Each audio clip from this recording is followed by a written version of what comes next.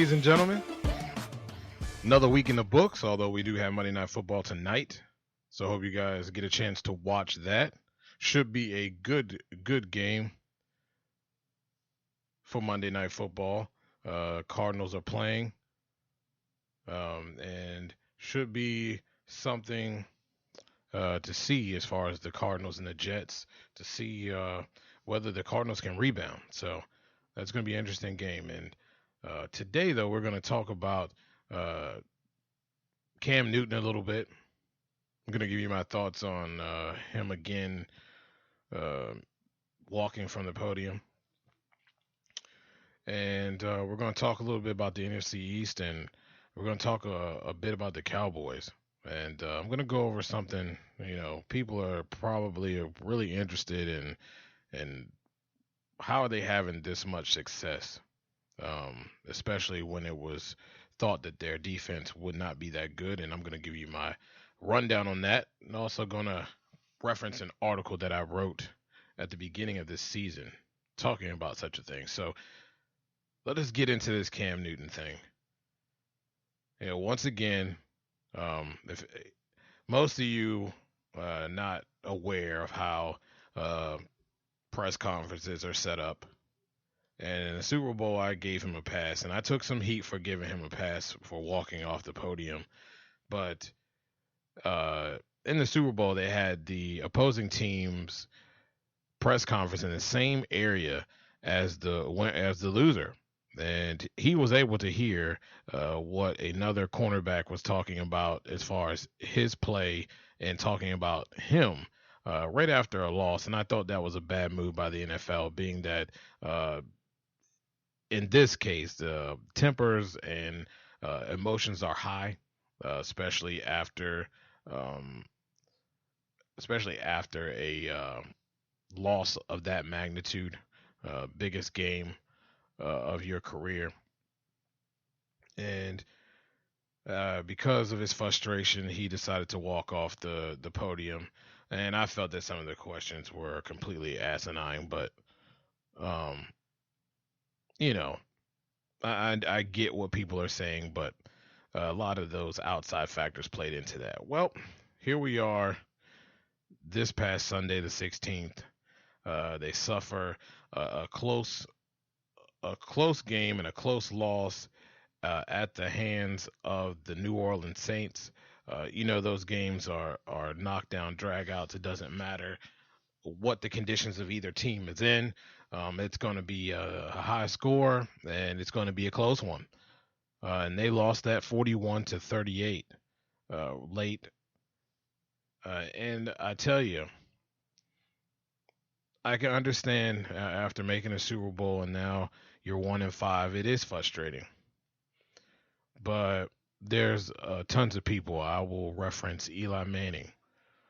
I will reference Colin Kaepernick in the sense that I know it's not about winning football, but he's been put in some situations as well, talking about his stance and why he was not standing for the flag. And he was asked several questions, and he was very eloquently spoken when stating why. You look at guys like Eli Manning, look at guys like Tom Brady, Aaron Rodgers, who is another guy who has every right to be just as upset as Cam Newton. And when you get up there and you answer a question by saying, next question, that's unacceptable. Not only is it unacceptable, it's even more unacceptable that you get off the podium like everybody in that room is an enemy, and there was nothing wrong with the questions that were asked, and you just have to simply answer the questions. And my problem is that Cam is very old, flamboyant, and very showboaty when he's winning, and I don't have a problem with that. But you have to win. If you're going to win graceful and you're going to win boisterous, you got to lose boisterous as well. And that means you got to stand in that press conference. You got to answer those hard questions, and um, do right by the media, do right by uh, opposing teams as far as addressing them in a respectful manner when leaving the field. You have to show proper sportsmanship. And that's just unacceptable, man. I mean, if you want to be the face of the franchise and you want to lead the franchise and you don't want people to be overly critical of you, which I agree at times they are overly critical of Cam, but you know what? I can't defend you when you continue to do stuff like this. It's not professional. There's nothing professional about what you did at all. Walking off the podium, we done right.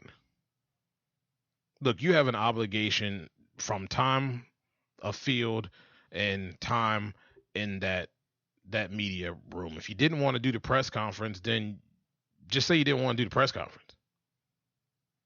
But don't get up there and then when questions are asked, you answer one question and then you want to say next question, next question, next question. That's garbage. Every other quarterback, and like I said, I'll reference Aaron Rodgers because he's the one who is probably not where he wants to be right now. He could very well get up there and have an attitude, and especially after losing the way they did it to the Dallas Cowboys at home, and have an attitude and next question it all day. He could do the same thing, but he didn't. Why? Because he's more professional and more mature than that. But if you want to be treated like those guys, you have to act like those guys. You have to be professional. And that was absolutely ridiculous. And that's all I got to say about that. So moving on from that, to add to the great weekend in football, the Dallas Cowboys find themselves 5-1, beating the Green Bay Packers handedly 30-16. And people are like, what is going on here in Dallas? And I'm going to reference an article I wrote, which dropped in August, right before the season, or right before preseason really got off.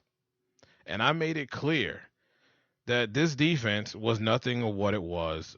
It could or was before, missing a lot of pieces.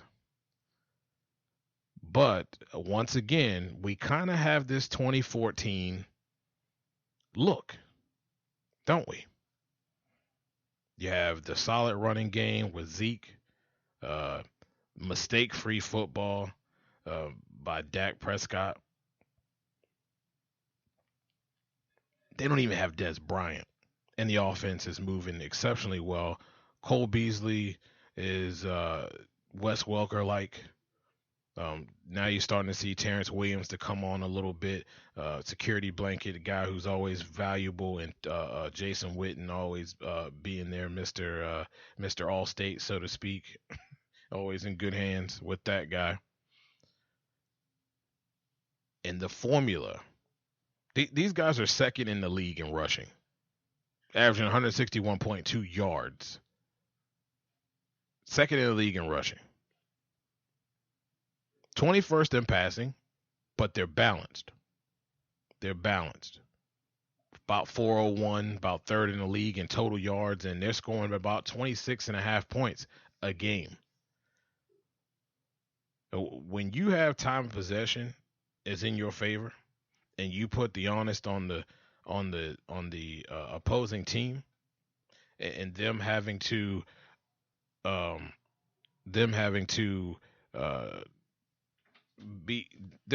play from behind as far as time pressed, and you're scoring points. That makes a huge difference in an offense. It makes a huge difference in the defense as well because they're not out there all the time. That defense is not being hung out to dry, with the lack of talent. Now I understand they got a couple guys back, and those guys are making a difference. You look at Claiborne, his play has stepped up. There's guys that are actually stepping up and playing well above what I would have expected. And that's a credit to Rob Marinelli and his skills, working with what he has. He didn't have a great talent pool of guys, but he's making do with the guys that he has, and he's adjusting his system to make it work. I tell you, it's not too bad. They're only allowing 368 yards of total offense to opposing teams, and only allowing 17.8 points. And again, we talked about this with other teams. If you're scoring, if you're scoring more than opposing teams, and you are not allowing a lot of points, that's going to vote well for you as far as winning ball games. Only allowing 266 yards, that's 20th, but that's not too bad, especially when you're only allowing 92 yards of rushing. But they're outscoring people and they're stopping and making stops when they need to.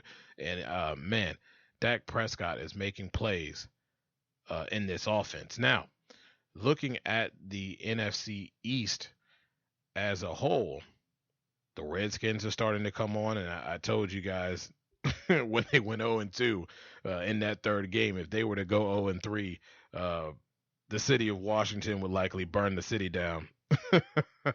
But they find themselves, at 4-2, 2-1 in the division. A huge win over the Philadelphia Eagles this weekend. You look at the Eagles, 3-2. They have a tough schedule coming up.